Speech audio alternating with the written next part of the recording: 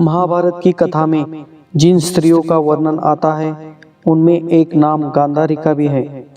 गांधारी को एक पतिव्रता और आदर्श नारी माना जाता है।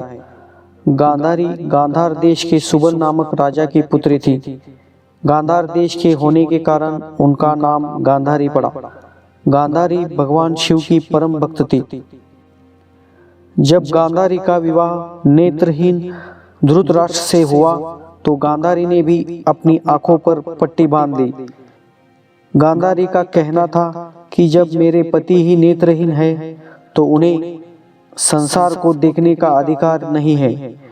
गांधारी का भाई शकुनी इस विवाह से प्रसन्न नहीं था। शिव भक्त होने के कारण गांधारी को भगवान शिव ने 100 पुत्रों की माता बनने का वरदान दिया था और इस प्रकार गांधारी को 100 पुत्र प्राप्त हुए। उसमें से पहला पुत्र था दुर्योधन। जब दुर्योधन का जन्म हुआ तो उस समय कई अपशकुन हुए। दुर्योधन के जन्म लेते ही बोलना प्रारंभ कर दिया था। तब विदुर और विद्वानों ने धृतराष्ट्र से इस बालक का त्याग कर देने के लिए कहा।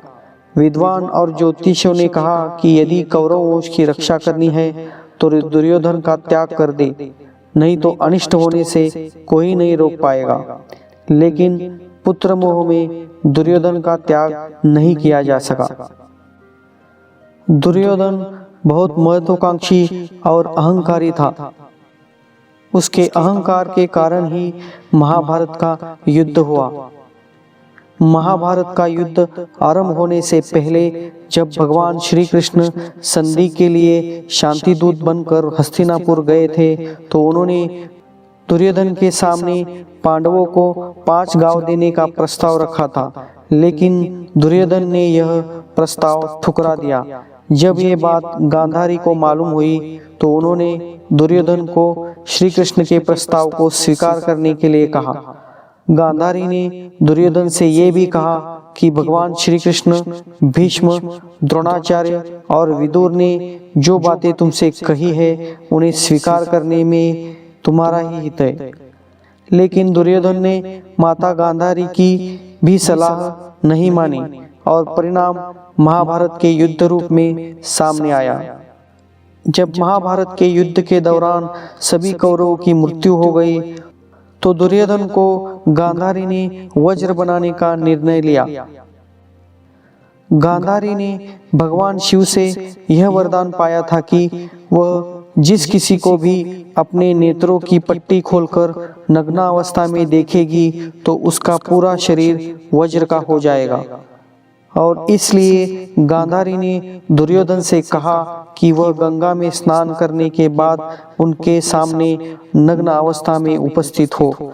लेकिन भगवान श्री कृष्ण ने इस बात को जान लिया और मार्ग में ही श्री कृष्ण ने दुर्योधन को रोक लिया और यह कहा कि इतने बड़े होने के बाद भी माँ के पास नग्न होकर कैसे जाओगे।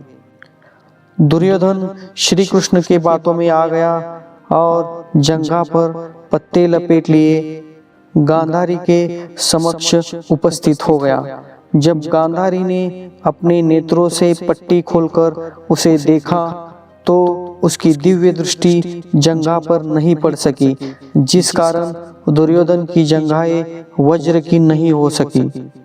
अंततः जब भीम और दुर्योधन के बीच में गदा युद्ध हुआ तब भीम ने श्री कृष्ण के संकेत पर दुर्योधन के जंघाओं के ऊपर प्रहार करके द्रुतक्रीड़ा के समय द्रौपदी के अपमान करने का प्रतिशोध उसका वध करके ले लिया। गांधारी को जब यह सूचना मिली तो वे वही विलाप करने लगी। इसी बीच वहां पर श्री कृष्ण आ गए। भगवान श्री कृष्ण गांधारी का बहुत आदर और सम्मान करते थे। श्री कृष्ण शोक व्यक्त करने के उद्देश्य में जब गांधारी के पास पहुंचे तो श्री कृष्ण को देख गांधारी को क्रोध आ गया। विलाप कर रही गांधारी ने रोते रोते ही श्री कृष्ण से कहा कि ये सब तुम्हारा ही किया हुआ है।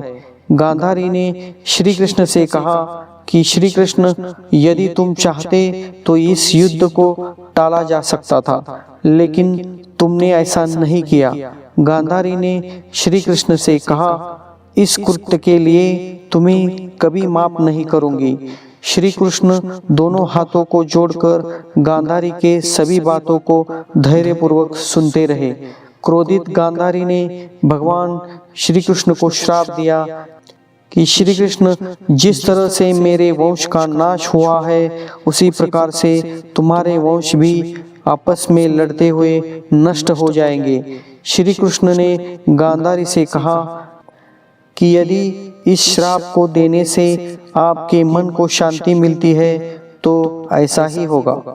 और इसी श्राप के कारण श्री कृष्ण के वंश का पूरा नाश हो गया। दोस्तों, अगर आपको यह वीडियो अच्छा लगा तो लाइक कीजिए, चैनल को सब्सक्राइब कीजिए और नीचे दिए गए बेल आइकॉन को प्रेस कीजिए ताकि आने वाली नई वीडियो की आपको जानकारी मिल सके।